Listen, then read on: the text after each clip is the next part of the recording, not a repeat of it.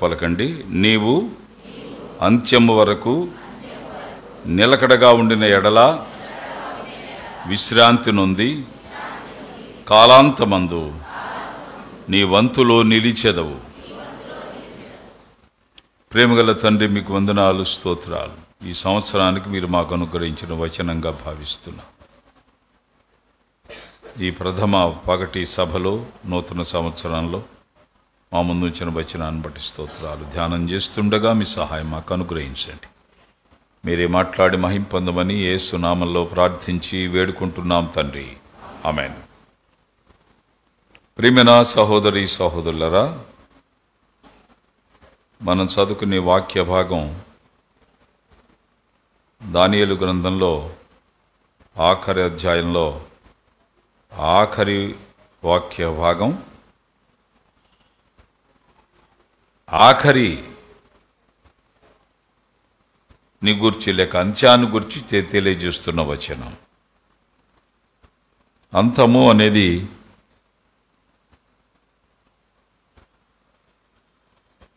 ఉంది అని చెప్పబడుతుంది. ఎవరి ప్రారంభం, ఎవరి బిగినింగ్ హ్యాస్ ఎన్ ఎండ్. ప్రతి ప్రారంభానికి ముగింపు ఉంటుంది. ప్రతి ముగింపునకు ఎక్కడో ప్రారంభం ఉండి ఉంటుంది. ఈ క్రమంలో అంత్యము అనే మాట బైబిల్లో ఒక ప్రధానమైన పదం. అంత్య దినాలు అని చెప్పబడ్డాయి. అంత్య దినములలో అని ప్రభు కూడా ప్రస్తావించాడు. అంత్య దినముల్లో అపాయకరమైన కాలములు వచ్చును.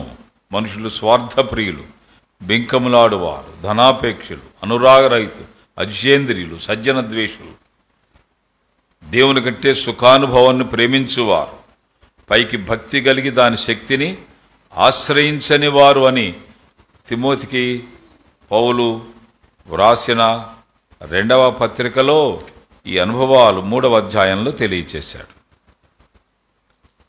దినాలకు అంత ఉంది, జీవితాలకు అంత ఉంది. అయితే ఈ ప్రారంభానికి అంతానికి మధ్య నిలకడ అనే అనుభవం దేవుడు కోరుతున్నాడు. స్టెడ్ ఫాస్ట్నెస్ అని మనం చెప్పుకుంటున్నాం. అదే ఇంగ్లీష్లో అయితే స్టాండ్ ఇన్ యువర్ లాట్ అని ఉంది. నీ వంతులో నీవు నిలచెదవు.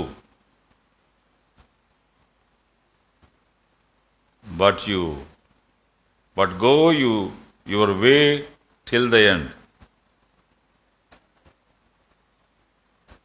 తెలుగులో మాత్రం చక్కగా తర్జుమా చేయబడింది. అది అంత్యము వరకు నిలకడగా ఉండిన ఎడల అని. నిలకడ అనేది ఒక వ్యక్తి మనస్తత్వాన్ని బట్టి, నిర్ణయాన్ని బట్టి, తీర్మానాన్ని బట్టి, నడవడిని బట్టి, అలవాటును బట్టి, అలాగే జీన్స్ని బట్టి, డిఎన్ఏని బట్టి కూడా ఉంటుంది. ఇన్ని నమోదవుతాయి.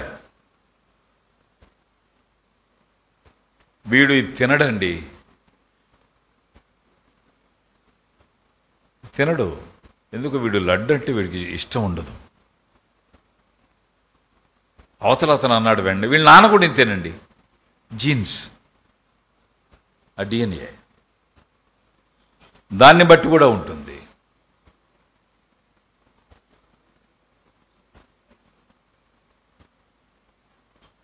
బ్రీడ్ ఇంపాక్ట్ అంటాం దీన్ని. ఉంటుంది, కొంత నమోదవుతుంది, పూర్తిగా కాకపోవచ్చు.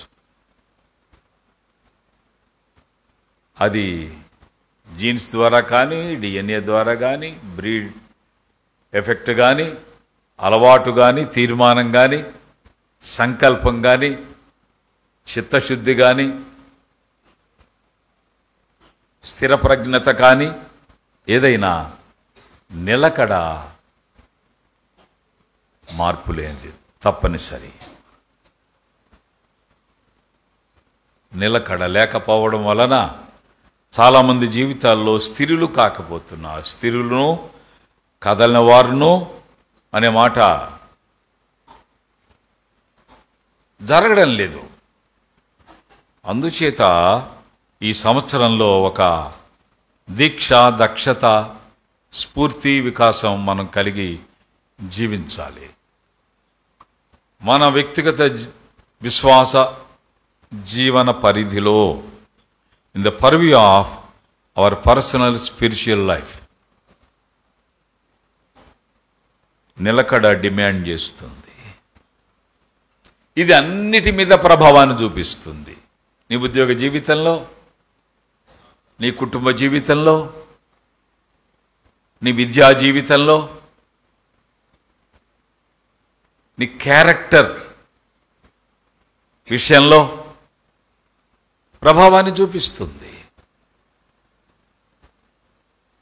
అందరూ నిలకడగా ఉండలేని వారు, అందరూ నిలకడగా ఉండలేరు. 6వ అధ్యాయం యోహాను సువార్త 66లో అప్పటి నుండి అనేకులు వెనుక తీసి మరి ఎన్నడూ ఆయనను వెంబడించలేదని రాయబడింది. 6వ అధ్యాయం 66వ వచనంలో. అంటే అందరూ నిలకడగా లేరు. 10 మంది శుద్ధులైరి కారా, 90 ఎక్కడా, ఒక్కడవే వచ్చావు అంటే అందరూ నిలకడగా లేకపోయారు. అందరూ నిలకడగా లేకపోయారు. నిలకడ అనేది సాధారణంగా స్థితిని బట్టి మనం ఉండాలనుకుంటాం. నాకే గనక గొప్ప ఉద్యోగం వస్తేనా అసలు ఎంత క్రమశిక్షణగా ఉంటానంటే దాన్ని బట్టి వచ్చేది నిలకడ కాదు.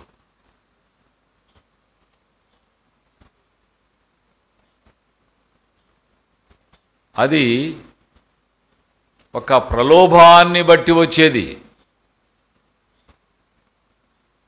ఒక ప్రయోజనాన్ని ఆశించి వచ్చేది.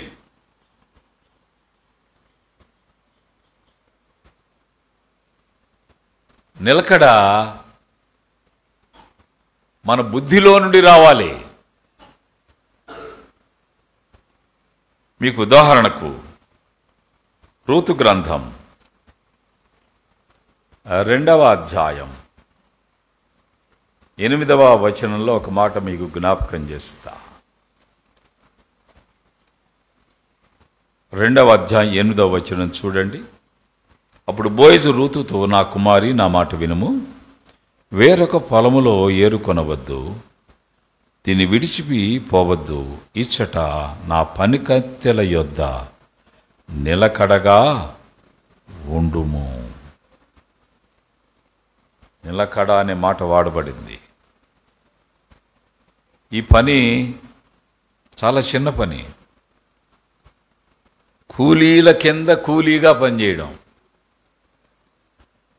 అడుక్కు తినే వాళ్ళ దగ్గర గీక్కు తింటాం అన్నట్టు. అసలే కూలీలు వాళ్ళే కూలి పని చేసుకుంటున్నారు, కోతకు వస్తున్నారు. కోత కోసే వాళ్ళలో అక్కడక్కడ కొన్ని చేజారి పొలంలోనే ఉండిపోతాయి. ఆ గుప్పిటంతా పట్టుకోలేక ఆ చేతిలో నుండి కొన్ని జారిపోతాయి. అవి ఏరుకుంటూ కూర్చుంటే మిగిలిన వాళ్ళు కోసుకుంటూ వెళ్ళిపోతారు. వీళ్ళు టార్గెట్ దాటలేరు, కూలి దక్కదు సమృద్ధిగా.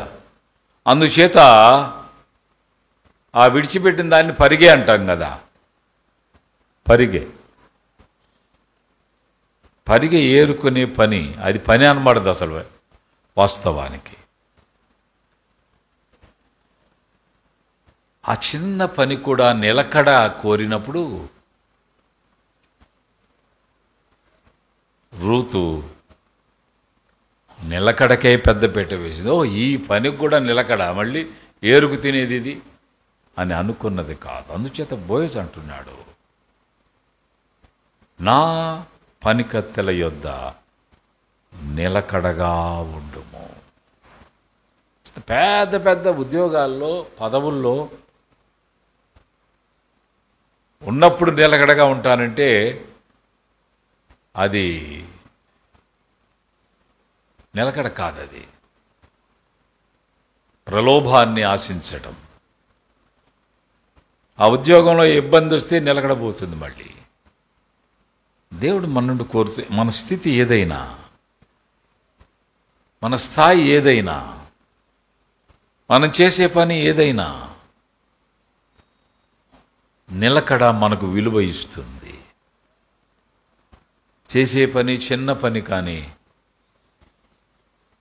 మనిషి చాలా నిలకడగా ఉంటాడండి.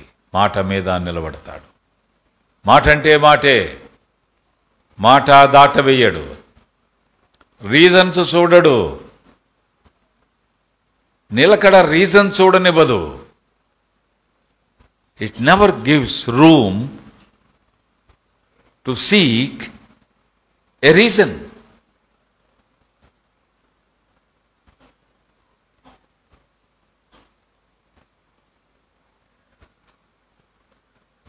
కారణాన్ని చూడనివ్వదు.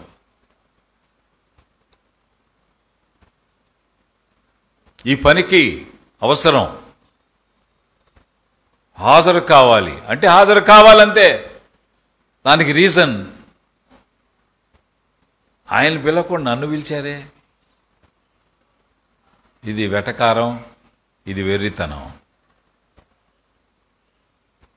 దేవుని కొరకు కదా మనకు వచ్చిన ఆహ్వానం, దేవుని పని కొరకు కదా. దేవుని పరిచయలో పాలిపంపులు పొందడానికి వచ్చిన ఆహ్వానం. ఎవరో అన్నో, అక్కో, అంకులో, లేకపోతే మరో సహోదరుడు వాళ్ళు పిలవడం కాదు. పోస్ట్ మ్యాన్ ఉత్తరం ఇస్తాడు, పంపింది ఎవరు? యజమాని. అన్న పిలుస్తాడు, తమ్ముడు ఇలా వెళదామని, ఫలానా చోటుకి రావాలి అని. పిలిపించేది ఎవరు? దేవుడు. దేవుని పని. రీజన్ చూడదు నిలకడ. రీజన్ చూడదు. అవకాశం నాకు వచ్చిందంటే దేవుడు నాకు ఇచ్చాడు.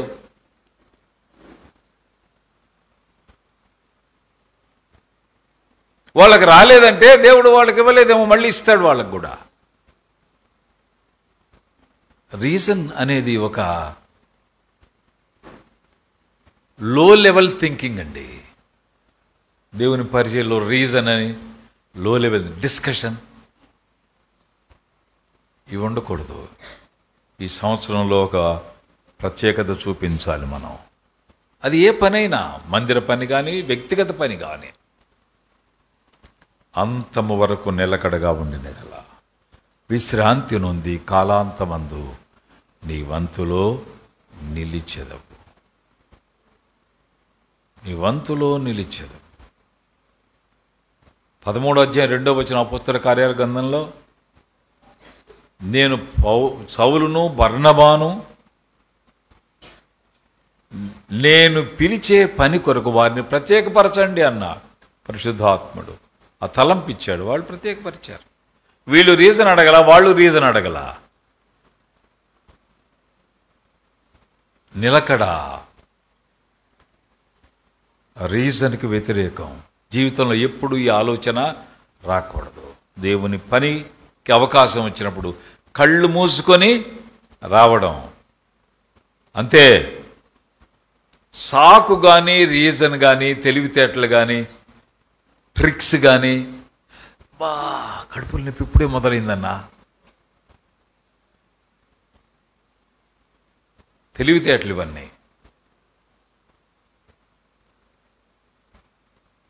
మనం దేవునికి జవాబుదారీ. దేవునికి జవాబుదారీ. ప్రభు మనకు అప్పగించే పని మన దాకా తెస్తాడు దేవుడు. అందువల్ల నీకు వచ్చింది అవకాశం. నీకెందుకు దేవుడు ఈ వస్తువులన్నీ ఇచ్చాడు? నిన్ను పిలిచేంతగా దేవుడు ఒక స్ట్రాటజీ ఇచ్చాడు. అందరికీ అవకాశం ఎందుకు లేకపోయింది? ఆగ్రహింపు ఉండాలి. సీజన్ను బట్టి, రీజన్ను బట్టి నిలకడ ఉండదండి.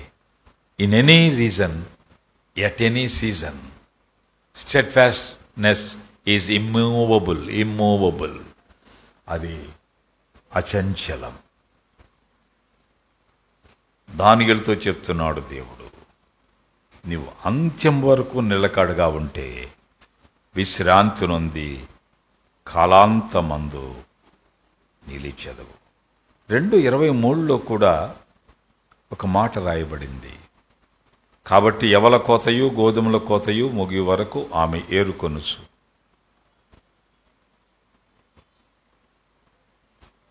ఏరుకొనుసు అంటే ఏమిటో తెలుసా? అది ఉద్యోగం ఆమెది. That is her job. ఏరుకునే ఉద్యోగం. ఎవడన్నా జారబిడిస్తే ఏరుకునే ఉద్యోగం. అది ఉద్యోగమేనా? అది జీవనమేనా? రూతు ఒక వైవిధ్యపు వ్యవహార చేయగలిగిన మహిళ. తన స్థితిని బట్టి పరిస్థితి చూడదు, పరిస్థితిలోనికి తన స్థితిని తీసుకుని వెళుతుంది.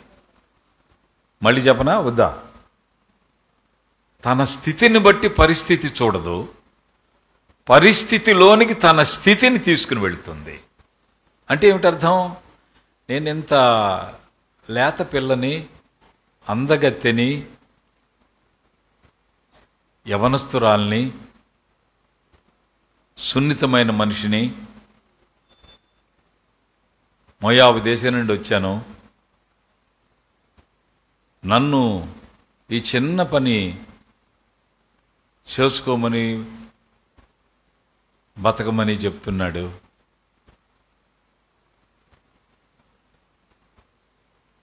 నా స్థితి ఏంటి, ఈ పరిస్థితి ఏంటి అని బడాయిపోలా. తన స్థితిని పరిస్థితిలోనికి తీసుకువెళ్ళింది. నిలకడే జయించిందండి. She overcame. అందుచేత దానియేలుతో దేవుడు అంటున్నాడు, నీవు అంత్యము వరకు నిలకడగా ఉంటే విశ్రాంతి నొంది కాలాంతమందు నీ వంతులో నిలిచెదవు. నిలకడ ఆమెను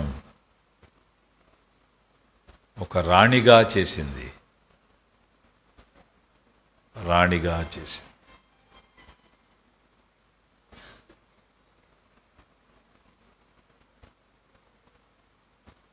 కూలి రూతు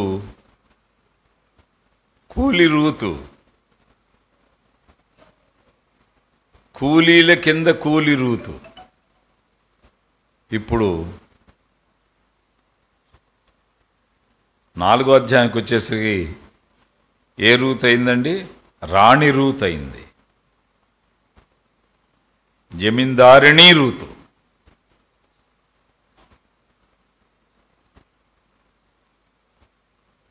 ఏం చేసింది? పనికత్తెల యొద్ద నిలకడగా ఉంది, అత్త ఇంట నిలకడగా ఉంది. పనికత్తెల యొద్ద నిలకడగా ఉంది, అత్త ఇంట నిలకడగా ఉంది.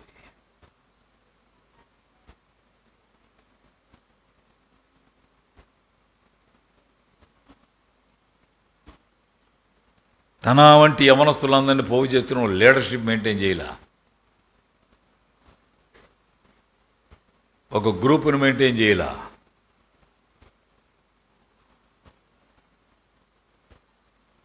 మనం చూస్తున్నాం కదా ఇప్పుడు. ఒకప్పుడు అంగన్వాడీ వర్కర్స్కి 2000 ఇచ్చిన కాలం కూడా నాకు గుర్తే, 1800 ఇచ్చిన కాలం కూడా గుర్తే. అప్పుడు పప్పలు పడేనేవాళ్ళు. బళ్ళు కూడా సరిగ్గా నడిచేవి కాదు. సూర్యనమ్మ ఇంట్లో కూడా పప్పాలు పడి పెట్టారు ఒకప్పుడు. పప్పల పిండి తెచ్చేవాళ్ళు. ఆ రోజుల్లో ఎంత తక్కువ జీతాలు. అలాంటిది ఇప్పుడు వాళ్ళందరికీ పెంచారు. ఇప్పుడు 15,000 ఇస్తున్నారు. 15,000 ఇస్తున్నారు. ఇప్పుడు 25,000 చేస్తున్నానని కూడా ఒక ప్రకటన చేశారు. ప్రభుత్వంలో ఒక ప్రకటన వచ్చింది.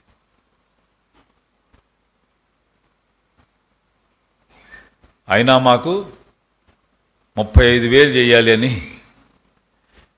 ఆశగా అంతూ ఉండాలి, లేకపోతే అవకాశం కూడా ఉండాలి కదా. అంటే ఈ నాయకత్వం వహించి నేను మీకు ఇప్పిస్తాను, మీరందరూ వచ్చేయండి జెండాలు పట్టుకుని, మీకు 35,000 వచ్చి ఏర్పాటు చేస్తాం మేము అంటే వీళ్ళంతా ఏం చేస్తారు? వచ్చేస్తేనే వెళ్తారు. కానీ ఆ నాయకుడికి లక్షలు వస్తాయి, ఆ నాయకుడికి లక్షలు ఇస్తారు ఆ పై పార్టీ వాళ్ళు. ఒరే మీరందరూ గలబా చేసి ప్రతి చోట మీ బ్రాంచీల్లో ఏ ఊర్లో పడితే ఆ ఊర్లో అక్కడ నాయకులను ప్రోత్సహించి ధర్నాలు చేసేయండి. లక్షలు కుమ్మరిస్తారు, గలిబిలైపోద్ది. టీవీ వాళ్ళు ఏం చేస్తారు? అక్కడ క్లిప్పింగ్ తీస్తాడు. పొంగనూరులో ఈ గొడవ, చిత్తూరులో ఈ గొడవ, కాకినాడలో ఈ గొడవ, విశాఖపట్నంలో ఈ గొడవ, రాజమండ్రిలో ఈ గొడవ, ఇలాగ బాపట్ల, చీరాల, మచిలీపట్నం ఇవన్నీ చూపించేస్తారు. చాలిక వాళ్ళకి లక్షలు పోయినా గలిబిలు వచ్చేస్తుంది. నష్టపోయేది అమాయకులే. నిన్న ఒక మాట్లాడుతుంది, అయ్యా ఈ మొత్తాన్ని తీసేయండి స్వామి, కొత్త వాళ్ళని పెట్టుకోండి. ఏం ప్రభుత్వాలు సంతకాలు పెట్టి ఇచ్చిన ఉద్యోగాలు కాదు కదా, అపాయింట్మెంట్ ఆర్డర్ ఇచ్చి ఇచ్చిన ఉద్యోగాలు కాదు ఇవి. అయినా మనుషుల తత్వాలు చూడండి, ఇదంతా నిలకడలేని జీవితాలు. ఎటు వాళ్ళుంటే అటు. రూతు అలాగ మనుషుల్ని పోగు చేయటం కానీ ఇట్లాంటిది చేయలా. పనికత్తెల యొద్ద నిలకడగా, వాళ్ళ దయ. వాళ్ళు వదిలేరా? వదల్లేదా? పోనీ.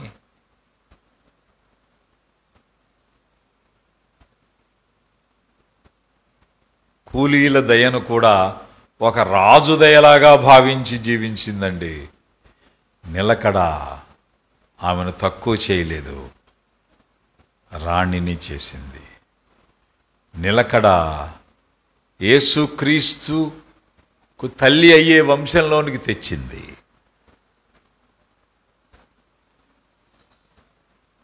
బోయజు రూతునందు ఓబెదును కనేలాగా. అందుచేత ప్రియులరా, ఈ స్టెడ్ఫాస్ట్నెస్, నిలకడ అనే ఈ అంశం ఈ సంవత్సరానికి ప్రభు మనకిస్తున్నాడు.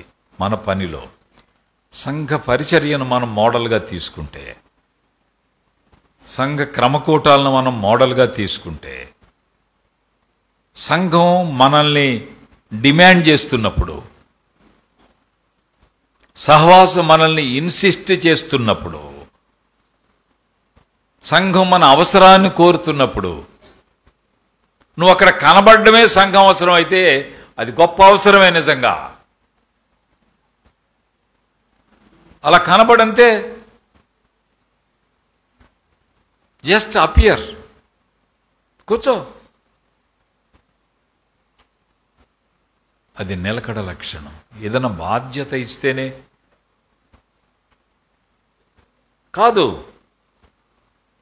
నువ్వు అవసరం వచ్చావు, ఎందుకన్నా? నో,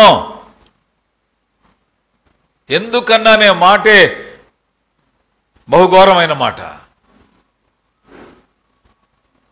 సాకు చెప్పడం అది విచారకరమైన ధోరణి. సాగదీయడం అది అనారోగ్యానికి కారణం. తప్పించుకోవడం తెలివితేటలకు రుజువు. పనికత్తెల యొద్ద లేదు, మా అత్తమ్మని అడుగుతాను నేను, తర్వాత వస్తాలే, తర్వాత చూద్దాంలే. ఏంటమ్మా వచ్చేసావు? రూతమ్మా, పనికత్తెల వెనకంట ఆ సాగదీతలు ఇళ్ల దగ్గర భలే ఉంటాయి కదా, ఇంట్రెస్ట్గా. వెనకంట నేను ఏరుకోవాలంట అని సాగదీలా. ఒక అంశాన్ని మన సాగదీ ద్వారా పెద్దగా చెప్పచ్చు, అదే అంశాన్ని చాలా చిన్నగా ఆకాశమేగా అనొచ్చు, ఆకాశమంతా అని కూడా అనొచ్చు. It depends upon our understanding and hour expression. దేవుని పనిలో సాగదీతలకు, పిల్లి కూతలకు, రీజన్స్కు, సీజన్స్కు అవకాశం లేదు. అప్పుడే నీకు దేవుని పని అర్థమైందని అర్థం, దేవుడు అర్థమయ్యాడని అర్థం. దేవుణ్ణి అర్థం చేసుకున్న ఎవరు కూడా రీజన్ చూడరు, సీజన్ చూడరు, నిలకడ చూస్తారంతే. నిలకడ చూస్తారు. దేవునికి అందుబాటులో ఉండడం అంతకంటే గొప్ప పదవి మరొకటి లేదు. ఈ సత్యాన్ని గ్రహించండి. నెహెమ్యా గ్రంథం చూడండి. నెహెమ్యా అదే మాట అంటున్నాడు. నెహెమ్యా గ్రంథం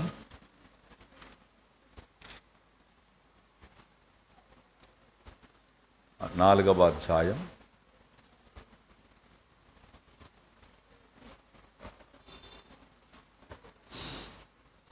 19వ వచనంలో, నేను ప్రధానులతోనూ అధికారులతో మిగిలిన వారితో ఇట్లాంటిని, పని మిక్కిలి గొప్పది, పని మిక్కిలి గొప్పది, అది తాను భావించింది.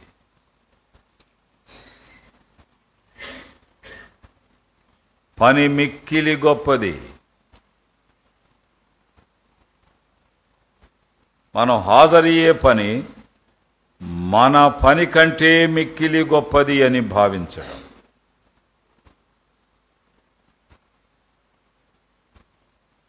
అది నెహెమ్యా బోధించాడు వాళ్ళకి. ప్రధానులు వచ్చిన, అధికారులు వచ్చినా చెప్పండి, పని మిక్కిలి గొప్పది మాకు. దేవుడు నీకు మిక్కిలి గొప్పవాడైతే దేవుని పని నీకు మిక్కిలి గొప్పగా ఉంటుంది.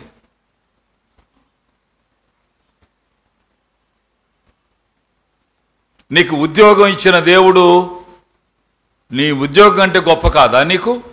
అంటే ఉద్యోగాన్ని విడిచిపెట్టమని కాదు. విడిచిపెట్టమని చెప్పేవాడు ఎందుకు ఇస్తాడు?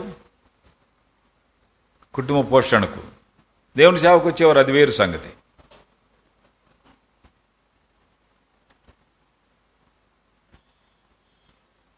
నీకు ఒక జీవన అవకాశం ఇచ్చాడు, అది దేవుడు ఇచ్చింది కదా. ఒక బండి ఇచ్చాడు, ఎందుకు ఇచ్చాడు? బండి మీద ఫోటోలు దిగి వరండాలోకి పెట్టుకోమని. నా ఫోటో, ఆ జీన్స్ ప్యాంటు బొమ్మలు చొక్కా వేసుకొని బండి మీద కూర్చొని, అందుకు కాదు. ఆ బండి దేవునికి అవసరమయ్యా, అందుకు నీకు ఇచ్చాడు. తిరగాలి దాని మీద, పని కొరకు, దేవుని పని కొరకు, దేవుని పనికి వాడాలి.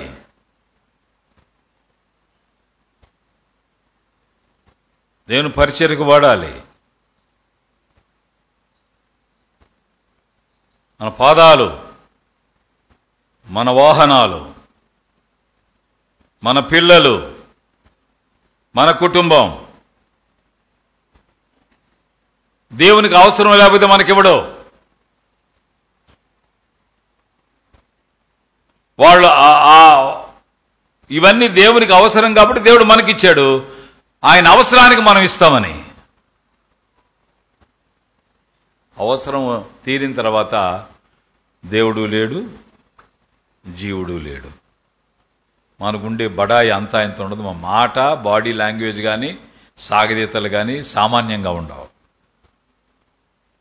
ఇది నిలకడలేని లక్షణాలు. పని మిక్కిలి గొప్పది. పని మిక్కిలి గొప్పదని భావించి మనం చేయాలి. అందుచేత పని మిక్కిలి గొప్పది, మేమెందుకు దిగి రావాలి, మేమెందుకు మీకు అందుబాటులోకి రావాలి అని వాళ్ళు అడిగారు. వాళ్ళతో వాదించారు. పని మిక్కిలి గొప్పది, అయితే మనం గోడ మీద ఒకరికొకరం ఎడముగా ఉన్నాము. చూడండి 6వ అధ్యాయంలో నెహెమ్యా గ్రంథంలో 3వ వచనంలో, అందుకు నేను చేయు పని గొప్పది, దాన్ని విడిచి మీ యొద్దకు వచ్చుటకై నేను దాన్ని ఎందుకు ఆపవలెను, నేను రాలేను.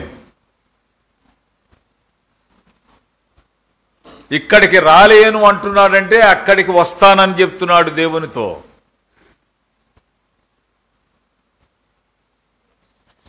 ఇవి నిలకడ లక్షణాలండి, నిలకడ లక్షణాలు, సింబల్ ఆఫ్ స్టెడ్ఫాస్ట్నెస్, సుస్థిరత లక్షణాలు. దేవుడు ఇవి కోరుతున్నాడు మన నుండి.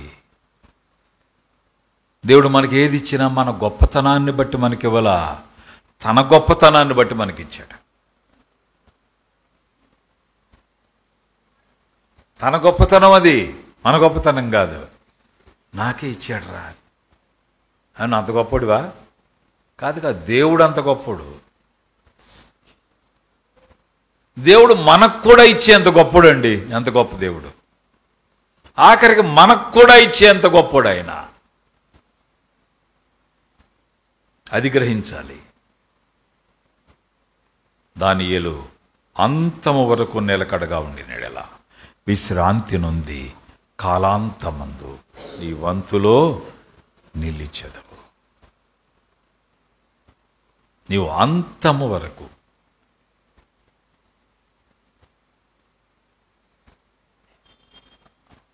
అంత్యము అంతము ఈ రెండు ఒకే శబ్దాలు. అంత్యము వరకు లేక అంతము వరకు నిలకడగా ఉండేళ్ళ విశ్రాంతి నొంది కాలాంతమందు నీ వంతులో. ఒకటి గుర్తుపెట్టుకోవాలి, కాలాంతం ఉంది. మనకు కాలాంతం ఉంది, మనం అనుభవించే కాలానికి కూడా అంతం ఉంది. రెండు అంతమవుతాయి. కాలాన్ని అనుభవిస్తున్న వాళ్ళు అంతమవుతారు, అనుభవిస్తున్న కాలం కూడా అంతమవుతుంది. కాలం చెందుతుంది, మనం కూడా కాలం చెందుతాం. మన వంతు ఉంది. That is our queue. మన వంతు ఉంది.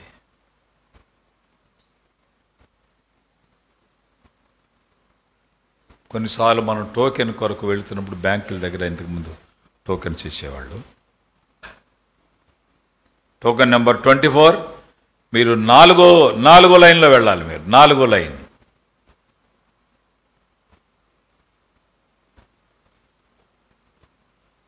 టోకెన్ నెంబర్ 36, 6వ లైన్కి వెళ్ళాలి. మీరు 6వ లైన్లో మీ నెంబర్ వస్తుంది.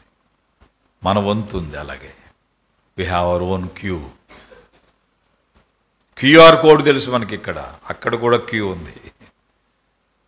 ఇక్కడ నిలకడ బట్టి మన వంతు ఉంటుందండి.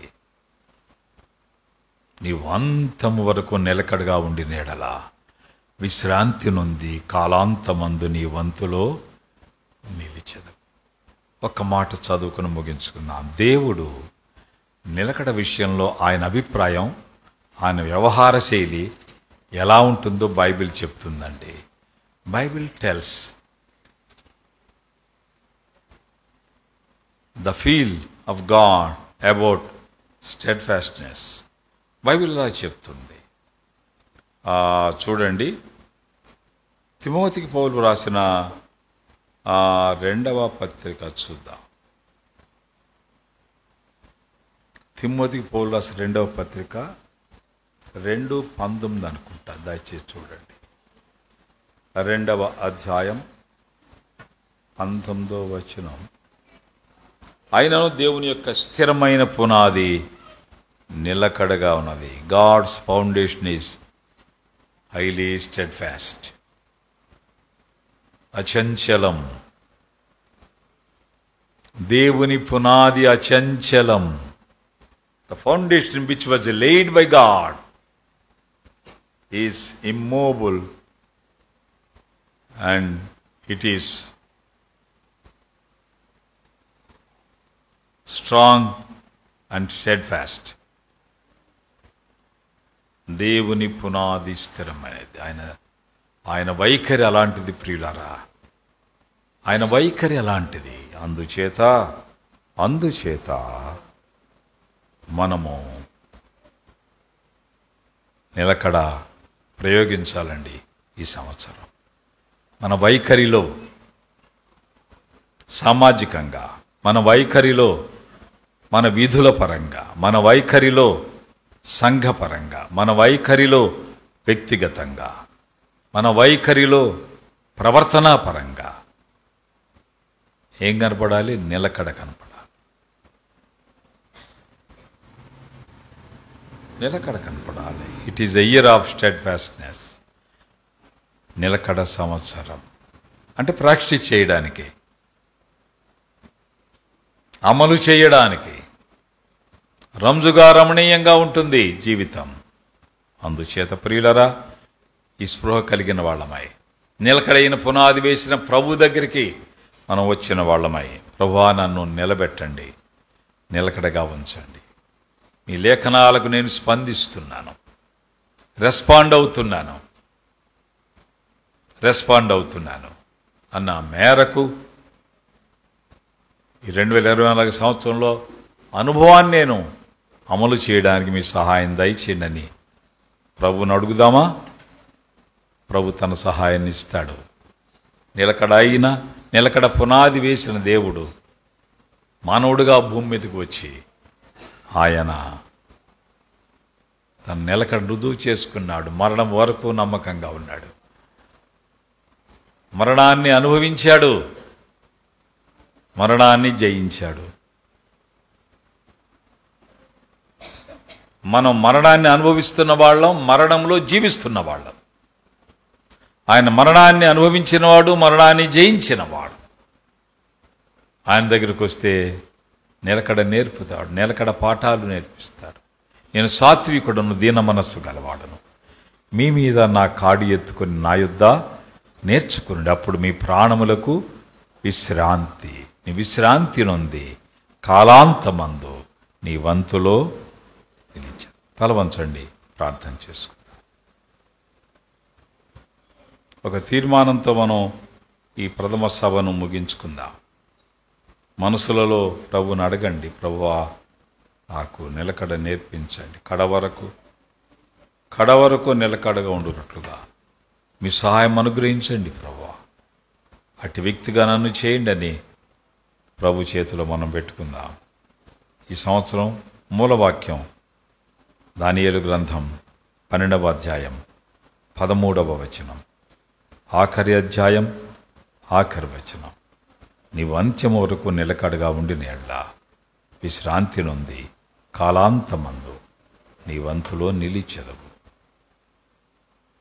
ఈ వచనం ద్వారా ప్రభు ఈ సంవత్సరం అంతా మనకు హెచ్చరిక చేసి ప్రభు కొరకు నమ్మకమైన నిలకడగల విశ్వాసులుగా ఉంచడానికి ప్రభు తన సహాయాన్ని సమృద్ధిగా మనకు అనుగ్రహించుగాక. ప్రేమగల తండ్రి, కృపగల దేవా, మీకు స్తోత్రాలు. మీరు అనుగ్రహించిన ఈ హెచ్చరికలను బట్టి స్తోత్రాలు. ఆలకించిన మీ బిడ్డలను దీవించండి. విన్న వాక్యం మా హృదయాల్లో కార్యగునట్లుగా చేయండి. మా సంఘస్థులకు మరింత గొప్ప భవిష్యత్తు, మా సంఘ యవనస్తులకు మరింత గొప్ప భవిష్యత్తు, మీ పరిచయలో పాల్గొంటున్న పిల్లలకు మరింత గొప్ప భవిష్యత్తు ఈ సంవత్సరం మీరు అనుగ్రహించండి. మీ ఆశీర్వాదాలు హాజరైన ప్రతి ఒక్కరి వెంట, సంఘస్థులు అందరి వెంట ఉంచి మీరే మహిమ పొందమని యేసు నామములో ప్రార్థించి వేడుకుంటున్నాం తండ్రి. ఆమేన్. మంచిదండి. మీ అందరికీ నూతన సంవత్సర శుభాకాంక్షలు